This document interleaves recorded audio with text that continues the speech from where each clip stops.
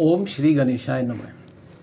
श्रावणी कर्म और फागुनी कर्म, रक्षाबंधन और होलिका, ये दोनों कर्म भद्रा काल में नहीं करने चाहिए। जब श्रावणी कर्म का पूजन भद्रा काल में नहीं करना चाहिए तो होलिका का पूजन भद्रा काल में क्यों किया जाए?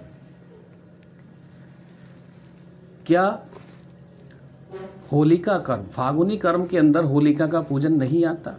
केवल होलिका का दाह करना ही फागुनी कर्म में आता है।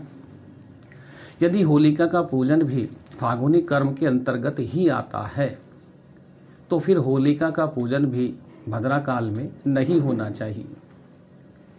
अर्धरात्रि के बाद यदि भद्रा की समाप्ति होती है तब भद्रा काल में ही होलिका का दहन करने का भी निर्णय शास्त्र देता है। तो भद्रा में फागुनी कर्म करना भी नहीं चाहिए, भद्रा में ही करने का आदेश भी देता है। फिर ये श्रावणी कर्म पर ही भद्रा को लेकर कितना बवंडर क्यों होता है?